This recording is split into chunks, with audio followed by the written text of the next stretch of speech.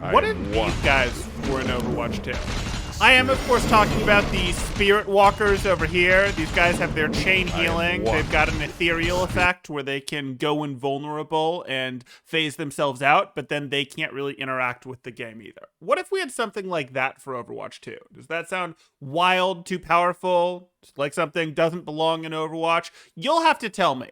But what I want to talk about in Overwatch 2 is supports. We know when we're looking at Overwatch 2, we theory crafted this, then we've seen confirmation in terms of what's come out from the rumors in Overwatch 2, that the hardest problem to solve is what to do with your support line. The tanks, of course, have CC resistance, have health, makes sense. The DPS at least have the ability to swap into perfectly viable DPS lines that have good survivability tools, be that mobility, invulnerability, whatever the case is. But the supports have a little bit less of that. In a game with less peel, in a game where you don't have a tank to clog things up for you and make things a bit stronger, a bit, hey, we can respond to this, anchor things, slow things down, it's really going to be pretty tough for supports. You either go, hey, we're going to pick slippery supports, of which there's really only 3 of in the game right now, or we're going to do something where, hey, our Anna is going to try to fight them off as best she can and just lose slowly, but she's going to lose. Or then the same thing, she's not going to have a diva to protect her because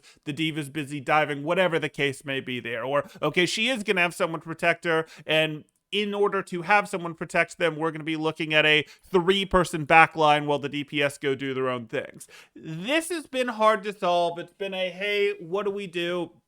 This is really limiting the freedom in Overwatch. But let's start with our slippery supports, because that's the easiest solution. The easiest solution is to run 2 of the 3 slippery supports that you could have. And Lucio plus Moira has been rumored to be at least one of the metas that teams have tried running in the alpha, pre-beta, whatever you want to call it. And hey, that's a 6-man variant. I've actually done a video of that. I'll link that down in the description below. You can check that out. And that's pretty good. They're both slippery. No one can really commit on them. That means no one has to super pay attention to babysitting them, and they can take care of themselves if they get dove on, attacked, whatever, cool. The problem with this, however, is that there's a lot of the cast that they don't really enable. They can't enable an off-angling Ashe. They can't help out a Pharah, an Echo. You're really limited in what you can meaningfully run with this support line, as many of you have probably noticed on ladder when trying to play heroes that want to be a little bit more independent. So that's maybe not the favorite thing in the world, because it's limiting on the rest of the cast, even if it keeps the support line safe. Well, we can look at our 3rd slippery support, and that would be Mercy, and we can actually think about, hey, well, what about Mercy Lucio? That's a nice slippery support line. That support line doesn't really work. Lucio and Moira are both playing for the same Brawl type win condition. And the reason for this is Moira is, of course, strong in the Brawl. She has that nice cleave healing. She wants to be at close enough range for her to regain her heal resource. Lucio's strongest utility, well, yes, Lucio has a weapon that allows him to have some degree of poke phase. His strongest utility by far is his speed boost.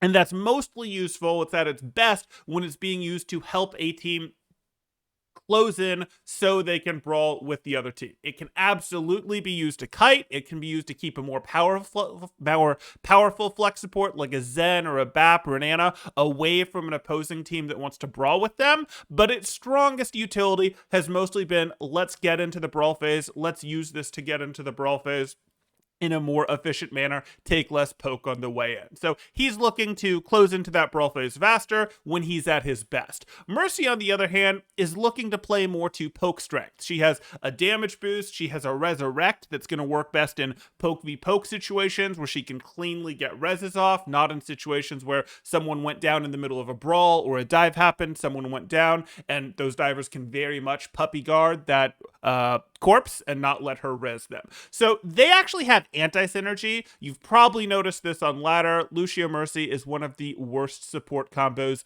in the game, at least in Overwatch 1.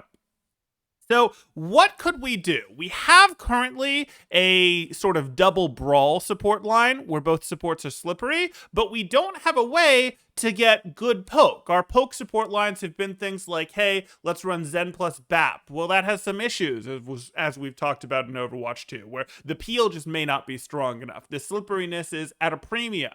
We could run things like Mercy Zen. Again, that Zen is vulnerable, and a Mercy just isn't enough to peel. If a Wrecking Ball, Tracer, and Sombra come after them, there's just no way. Even honestly, just a Tracer and a Wrecking Ball is going to take apart a Mercy trying to peel for a Zen. Well, you could use your own tank, but can you? A Wrecking Ball peeling for you isn't going to do much. Maybe use a D or a Sigma, but it's very limiting in terms of what you can do there, and it perhaps forces that 3-stack to rotate your backline. So what if we got another poke support that was slippery like Mercy? In fact, if you had double Mercy, which we have one hero limit, you still can't do that, you'd actually open up a lot of possibilities for what you could run. You could run an Echo Mercy plus a Soldier Mercy. You could run a Soldier Mercy plus a Sojourn Mercy. And that would be, hey, this opens up a lot of what can be done. We can reasonably play into a poke win conditions. The Mercies can survive. The other people have reasonable enough escape tools. This kind of works out. This could be fun. Well, we won't get that, but we could get some other sort of poke enabling support that has some degree of slipperiness to them. So we probably won't get something that puts out the raw power output that Zen, that BAP, that Ana does. If we do, and they have slipperiness, we're probably too much in power creep territory, but we could get something that we would, at least through our Overwatch 1 frame, view as a flex support that has a little bit of slipperiness to it and enables poke, much like Moira is a flex support by our Overwatch 1 lens, but enables Brawl. So what could that look like? Well, the first place to look would be at the Fox Girl. We know Fox Girl rumors have been going out there for more than a year. We know we got a free-for-all match the free-for-all stage that, hinted heavily at her. We had the article, Game Informer, that, made it pretty clear that was happening. At some point, we will get that. That could be a support. I'm going to use Genji to represent this hero, because this hero, their silhouette is basically like Yuffie there. They, seem like they'd be agile, that sort of thing. If they've got ninja inspiration there, them having a wall climb or a wall ride could be pretty darn reasonable. So that would be that slipperiness that we're talking about. If we then had them be a support, because, hey, our last 2 releases have been Sojourn and Echo, those were both DPS releases. We did just move Doomfist to the tank category. Doesn't matter. Maybe another tank comes out first. Maybe a different support comes out first. We're just using this as an example. We know we will get something in terms of support. So we could be looking at an ability kit that would be some degree of slipperiness, be that wall climb, wall ride, whatever, and then maybe throwing nets, or maybe sicking the Fox on them, or whatever. But throw out a net as an AoE slow, or as a slow on someone, and hey, that's a slow that keeps people in the poke phase longer. It doesn't let them approach. It also enhances the outcoming damage from your team. Not because it actually gives some,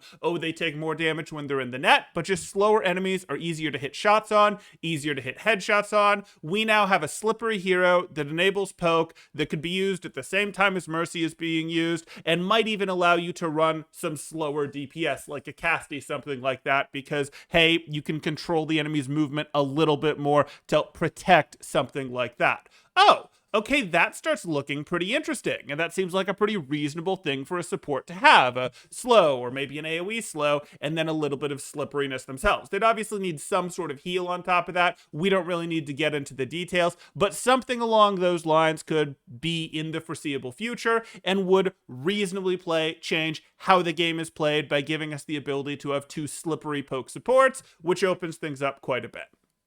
Another thing that we could have would be what we actually started this video with. We were looking at it, we were going, hey, the Spirit Walkers from Warcraft 3, already a Blizzard IP. Obviously, they wouldn't actually port a Spirit Walker in there, but what if we had something where we have a unit that if it doesn't do damage or doesn't heal anyone, doesn't use any of its abilities, for 3 seconds, it turns ethereal and it can't be hurt. It's not doing any damage. It's not healing anyone. Can't be hurt. It's ethereal. It's, invincible. And you might go, wait, invincibility? You can't possibly do that in a game like Overwatch. Invincibility is unfair, blah, blah, blah, blah, and there's no timer on it. It's not like Wraith Form where it wears out. Well, we did invisibility without a timer, so why not? Sombra has that. Let's do the same thing here. They're not doing anything while they're invincible, and you can see where they are, and they're not going to be terribly hard to take down. We obviously wouldn't give this character the ability to just insta-give someone, come out of invincibility and destroy someone. We'd actually set them up very much as a enabler type thing, but this would give them some slipperiness. What if we looked at this and we said, hey, let's go ahead and give them a beam. Let's give them a beam that maybe they apply to an enemy, and it does a little bit of damage, some sort of dot almost. You could think of it like a Moira beam, but with maybe a longer range and less damage. That, hey, this is applied to the enemy, and you wouldn't need to give it homing necessarily. Maybe you do. You guys can figure that out. And on top of that, they take increased damage while the beam is on them. Maybe they take 25% like Discord. Maybe they take 10, 15. Doesn't really matter. The point is you're applying some sort of beam to the opponent that increases the damage they take while applying some gentle little dot there while the beam is on them. Gentle little damage over time. Cool. Well, that could work. That amplifies the damage they take. It's a little bit of a new design space that we're talking about there. And obviously, you can't be ethereal while you've put this beam up. If you take this beam down, you're going to then go ahead and have to wait 3 seconds before you fade out again. Okay, that works. That is going to be another poke-enabling hero that has some level of slipperiness to them. Because obviously, you know, being able to be invincible if they're not doing anything is some level of slipperiness. Maybe it works out, maybe it doesn't, maybe they're too vulnerable. Doesn't really matter. You can then give them some other beam, maybe even a chain healing beam if we're looking at the Spirit Walkers there, to heal up their team. Maybe you even make the beams do more amplification or more healing when you're closer to targets and less when you're further away. Doesn't really matter. That would have a nice risk reward to it on the offensive one at least, because if you have distance, you have more time to get phased out again. If you close distance, you increase the damage that they take by more. Something along those lines. And this was really what I wanted to explore. If we can get a poke here with some level of slipperiness to it, really opens up the options in terms of the most controlled part of the metagame right now from a theorycraft perspective, from a leaking perspective, really allows the supports to have ways to play where they're not just food, and there's a little bit of a concern that supports may just be food in Overwatch 2, where, hey, defend yourself as best you can with a sleep dart, speed your Ana around as best you can with Lucio, also stack an Ana, or excuse me, a Diva or a Sigma on top of them, and that's your 3-person unit while DPS go hunting, while the other tank goes hunting, whatever. Or maybe it doesn't because it's also stuck supporting its backline. But peeling being an issue makes supports more vulnerable based on their limited roster than it does DPS players. And this sort of thing could solve this. It may be too much power creep. I'm not really worried about that, honestly, because I've seen what's happened in Overwatch over time. I don't like power creep. I would prefer not to have it, but I am aware of how game development works. You release heroes a little more powerful than the previous ones so that they get played, so that you can then balance them from there, so that people are excited about them, all that jazz.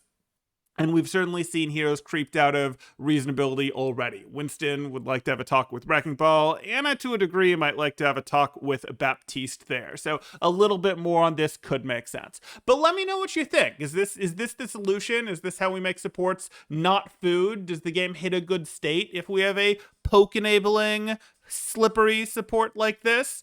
Or do we need to do something else entirely? Are you like, no, we wouldn't want that at all. That's just too much slipperiness going around. We want something to actually anchor fights, make fights happen, and not have everyone just going around on their own. Let me know what you think. Are these reasonable ideas for what could happen? Do you think this is too powerful? Not powerful enough? What are you hoping for the next support out of Overwatch? Let me know in the comments down below. Do be sure to like and subscribe if you want to see more like this leading up to Overwatch 2, as well as if you want to start, seeing the game broken down as we get into Overwatch 2 once that game is out as well. I will be applying my former Contender's Mind to that, and I'm happy to guide you through it.